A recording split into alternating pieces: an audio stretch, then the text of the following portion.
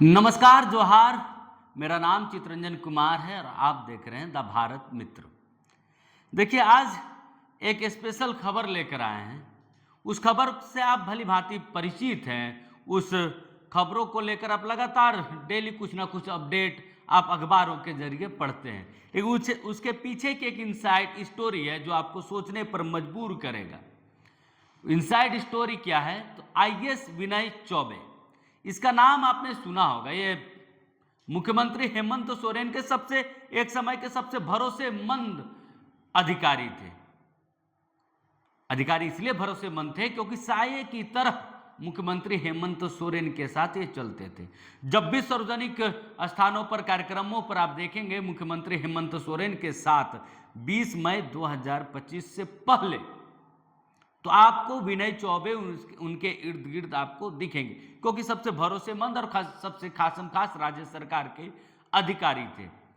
लेकिन ऐसा क्या हुआ कि वो भरोसेमंद जो अधिकारी था वो इस वक्त मुख्यमंत्री हेमंत सोरेन के ही सरकार में सलाखों के पीछे, और ये कार्रवाई ना तो ईडी ने की है ना तो केंद्रीय जांच एजेंसियों ने किया है।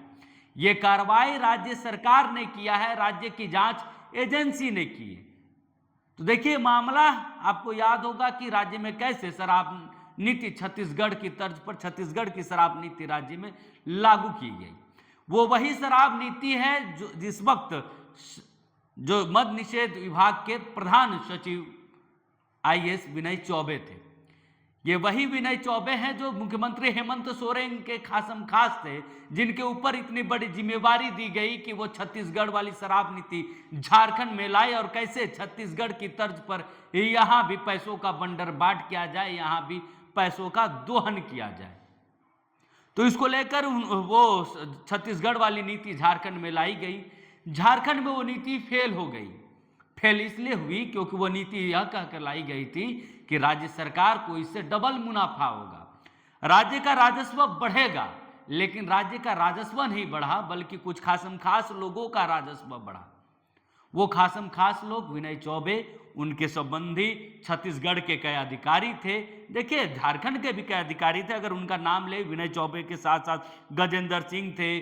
छत्तीसगढ़ के अगर अधिकारियों की अगर बात करें तो अनिल जी थे, अरुणपति त्रिपाठी थे, अरविंद सिंह थे। ऐसे कई अधिकारियों की मिलीभगत से इस जो छत्तीसगढ़ वाली जो मोनोपोली थी, जो झारखंड में नीति थी, शराब नीति थी, उस नीति के जरिए शराब घोटाला किया गया।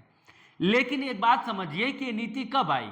ये छत्तीसगढ़ की तर्ज पर झारखंड में नीति आई जब वो सरकार के खासम खास थे और मद्य निषेध विभाग के प्रधान सचिव थे। उसके बाद उनका ट्रांसफर किया गया, उनका विभाग बदला गया, ग्रामीण विकास जैसे महत्वपूर्ण विभाग दिए गए। तो आप सोचिए, ये खबरें आप इस खबर से आप परिचित है। इस खबर को आए दिन आप सुन रहे हैं कि एसीबी की कार्रवाई चल रही है, उनके साले, उनकी पत्नी, उनके ससुर, उनके दोस्तों पर से पूछताछ कर रही है, घंटों एसीबी के पूछताछ कर रही है। खबर आप डेली देख रहे हैं। लेकिन आप सोचिए जरा कि एक अधिकारी इतना बड़ा भ्रष्टाचार कैसे कर लेता है। इससे पहले अगर अधिकारियों की बात करें तो पूजा सिंघल हो, छवि रंजन हो, झारखंड के कई अधिकारी, जब उनके यहाँ ईडी की रेड हुई तो पैसे गिनने के लिए मशीन तक बुलानी पड़ी। आखिर झारखंड को कितना लूटा जा रहा है और इसके पीछे कौन कौन से लोग हैं? क्या सिर्फ अधिकारियों के बूते ही इतनी बड़ी लूट मची हुई है झारखंड में? क्या अधिकारी इतने बड़े लूट जो है सिर्फ मिलीभगत से कर सकते हैं? क्या इसके पीछे सफेद पोश लोग नहीं है? क्या उनकी मिलीभगत नहीं है? हमने देखा कि कैसे अधिकारियों के यहां से तो पैसे मिले ही, पैसे गिनने के लिए मशीन तो मंगानी पड़ी। लेकिन हमने देखा कि एक मंत्री के जब चपरासी के यहाँ रेड होती है तब भी वहां उनके यहाँ पैसे गिनने के लिए मशीन मंगानी पड़ती है। करोड़ों रुपए पैसे मिलते हैं, करोड़ों रुपए की कैश की बरामदगी होती है। तो आप सोचे कि विनय चौबे केवल एक व्यक्ति था जो इतना बड़ा राज्य का में जो है भ्रष्टाचार कर लिया। क्या सिर्फ एक अधिकारी, एक सफेद पोश है जो सिर्फ अपने नाम पे ना सिर्फ अशोकनगर मेन रोड बल्कि ऑटोमोबाइल कंपनी कई जगह इन्वेस्टमेंट, विदेशों में इन्वेस्टमेंट कर रखा है? आप अक्सर देखते होंगे जब राजनेताओं की हम कहानियां पढ़ते, जब उनके संघर्षों की गाथा खुद एक राजनेता बताता है तो कहता है कि पहले मैं इतनी गरीबी से आगे बढ़ा हूं। उसके बाद जैसे ही वो राजनीति में कदम रखता है 5 साल के भीतर ही वो चकाचौंध सी जिंदगी वो जीने लगता है। आखिर ये चकाचौंध सी जिंदगी आती कैसे है? क्या वो अधिकारी सिर्फ अधिकारियों तक ही वो भ्रष्टाचार सिमट कर रह जाता है? क्या या उसके पीछे सफेद पोस्ट लोग भी रहते हैं? क्योंकि ये आम चर्चाएं गांवों में होती है, गांव के कस्बों में चौराहों पर होती है कि अधिकारी जो होते हैं वो पढ़े लिखे होते हैं और जो नेता हैं वो अंगूठा छाप होते हैं। उनको उतनी समझ नहीं होती है पैसे कमाने की। वो पैसे कमाने की तरकीब भी वो अधिकारी बताते हैं और कैसे उस पैसे को वाइट किया जाए, ब्लैक मनी को वाइट किया जाए, कहाँ कहाँ आप इन्वेस्ट कर सकते हैं, किन जगहों पर आप इस पैसे को लगा सकते हैं जो चुनाव के वक्त काम आएंगे। जब आप चुनाव हार जाएंगे तब भी आप ये रॉयल लाइफ जी सकते हैं। ये पूरी गाथा रचने वाले भी वही अधिकारी होते हैं। लेकिन जब वही अधिकारी आंखों का कांटा बन जाते हैं तो उनको इसी तरीके से सलाखों के पीछे भेजा जाता है अपनी गलती छिपाने के लिए। तो देखिए सफेद पोश में कई लोग हैं शामिल है।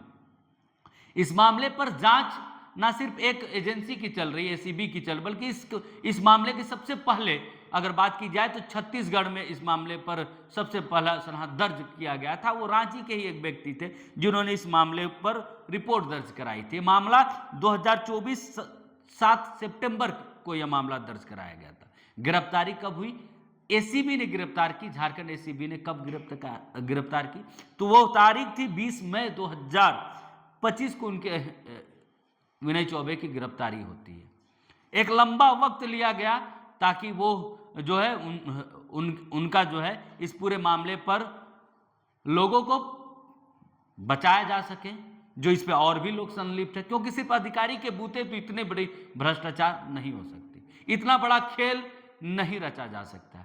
चाहे वो पूजा सिंघल का मामला हो, छवि रंजन का मामला हो या फिर आईएएस विनय चौबे का ही मामला हो, जमीन के मामले जुड़े गए। आपको याद होगा कि राज्य में किस तरीके से जमीन का बंटवारा किया जा रहा है, कैसे जमीन को लेकर हेराफेरी की जाती है।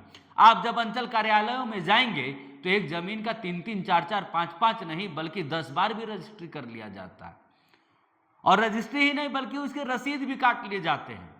उसके बाद जो उसके मूल रैयत होते हैं वो कानून और न्यायालय के चक्कर लगाते रहते हैं। तो राज्य में ये आम बात है जमीन को लेकर। इनके ऊपर, विनय चौबे के ऊपर सिर्फ एक शराब घोटाला का ही मामला नहीं है, बल्कि एक के बाद एक मामले जुड़ते गए। वो जमीन का मामला हो, अवैध संपत्ति अर्जित करने का मामला हो, कई जगह इन्वेस्टमेंट का मामला हो, राज्य को धोखा देने का मामला हो, कैसे मामले उनके साथ जुड़ते चले गए। लेकिन राज्य की जनता यह भी जानना चाहती, क्या एक अधिकारी अब इतना बड़ा भ्रष्टाचार अकेले कर सकता है? क्या इसके पीछे और कौन से लोग हैं? ऐसी कौन सी ताकत थी जो इनको उतने वक्त तक बचा रही थी? ये बातें इसलिए उठ रही है क्योंकि कहा जाता है कि देश को चलाने के लिए 4 स्तंभ काम कर रहे हैं, न्यायपालिका, कार्यपालिका, विधायिका और चौथा स्तंभ कहा जाता है मीडिया को। देखिए मीडिया अपना काम करती है, न्यायपालिका पे आप सवाल खड़े नहीं कर सकते, लेकिन न्यायपालिका और विधायिका जो, माफ कीजिएगा, न्यायपालिका जो होती है उस पर आप सवाल खड़े नहीं कर सकते, लेकिन विधायिका और कार्यपालिका जो दोनों एक दूसरे के पूरक होते हैं। पूरक इसलिए होते हैं क्योंकि दोनों एक दूसरे से जुड़े हुए हैं, दोनों एक दूसरे के बिना अधूरे हैं। क्योंकि विधायिका जो नियम कानून बनाती है उसे इंप्लीमेंट करने का काम कार्यपालिका करती है, उसे सख्ती से लागू करने का काम कार्यपालिका करती है।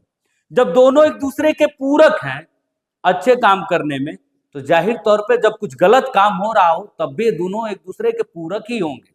तो विनय चौबे मामले पर क्या सिर्फ कार्यपालिका दोषी है, विधायिका दोषी नहीं है?